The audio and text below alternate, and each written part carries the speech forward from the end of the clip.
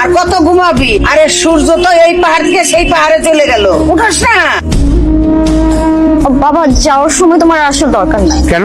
আমি ক্লাস শেষ করে ঘুরতে যাবো। আজকে এত দেরি করে আসলা? কই, আমি তো ঠিক টাইমে আসছি। ঠিক টাইমে আসছো? তুমি জানো তোমার জন্য আমি সকাল 7টা থেকে অপেক্ষা করতেছি। কালকে 7টা রাতে আমি ঘুমাইতে পারিনি। কি করছো? চুরি করছো? আরে না না না, চুরি করতে যাবো কেন? চোর পাহারা দিই। দিনকাল খুব একটা ভালো। এত রাত্রে বাসার বাইরে থাকা কি ঠিক? কোনো সমস্যা? তুমি আমার মেয়েকে পছন্দ করো, আমার মেয়েও তোমাকে পছন্দ করে, এটা কোনো সমস্যা না। এইভাবে কতদিন? কিছু তো একটা করতে হবে নাকি? দাদা, এই শহরে আমার একটা বাড়ি আছে, সেই বাড়ি থেকে প্রত্যেক মাসে কত টাকা ভাড়া পাই সেটা আপনি খুব ভালো করে জানেন। তারপরে আপনার ভবিষ্যৎ নিয়ে এত চিন্তা ভাবনা কি লেগেছে আমার বন্ধু? আপনি যেসব চিন্তা ভাবনা করতেছেন, এইসব চিন্তা ভাবনা গুলো ভাবতে মাত্র তো হাতটা ব্যথা করে ফেলেছিস। কি মারছিস কেন?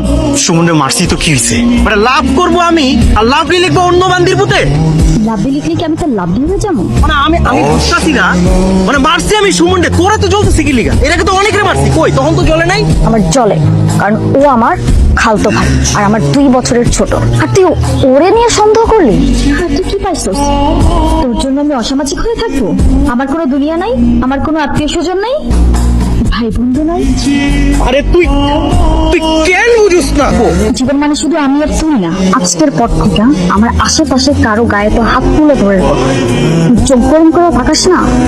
খোদার কসম রবি, বুড়ি গঙ্গায় ডুববো, সিলিং ফ্যানে ঝুমো, ছাদ থেকে লাফ দিবো, আমি কিচ্ছু জানি না। তবে আমি একটা কিছু করবো। তুই যে মিথিলার ভাই, আমি তো জানতাম না রে ভাই। ভাই তুই আমার মাফ করে দে ভাই, আমার ভুলে গেছে ভাই, বিশ্বাস কর। আমি যদি জানতাম তুই মিথিলার ভাই, আমি তোরা মারতাম না ভাই, তোর অনেক আদর করতাম। কাঁদতেছিস কেন? আরে কি চাপের খুলে বলবি তো।